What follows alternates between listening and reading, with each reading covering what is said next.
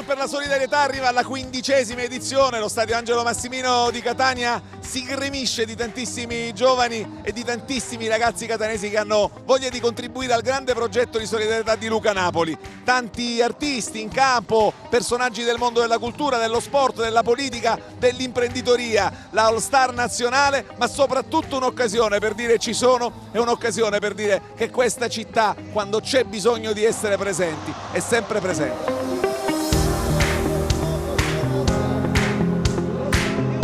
Luca Napoli che è qui con noi, oggi siamo andati oltre ogni più rosea previsione.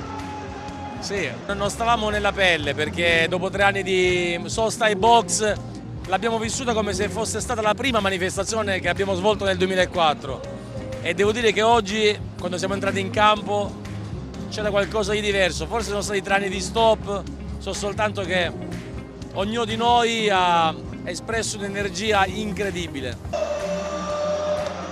Luca, ancora una volta con il tuo lavoro dimostri che questa è una città nella quale, quando le cose sono organizzate bene, sono fatte con progettualità, sono fatte coinvolgendo tutte le diverse parti della nostra città, riescono benissimo, diventano grandi successi.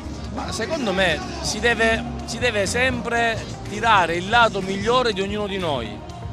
Quello che si fa a Catania si può fare dappertutto, basta volerlo. Certo, il volerlo è qualcosa di impegnativo, perché comunque ci vuole tempo, ci vuole forza, carattere, e tutte queste componenti fanno sì che Catania oggi possa diventare una cartolina a livello nazionale, perché tutti i personaggi che hanno preso parte a questa manifestazione questa sera, quando rientreranno nelle proprie case, racconteranno di una cornice di pubblico esemplare, e questa cornice era Catania. Ma poi mi posso anche pregiare del fatto che è un mix di tante situazioni professionali, anche le presenze in campo, perché abbiamo sportivi, calciatori, ex calciatori, calciatori attuali, professionisti della televisione, della musica, della politica, della cultura. Abbiamo visto quest'oggi Michele Cucuzza, Francesco Lodi, il presidente del Catania, il presidente dell'Ars Galvagno. Anche quest'anno verranno acquistati dei buoni spesa e delle famiglie potranno vivere in maniera più serena la loro quotidianità.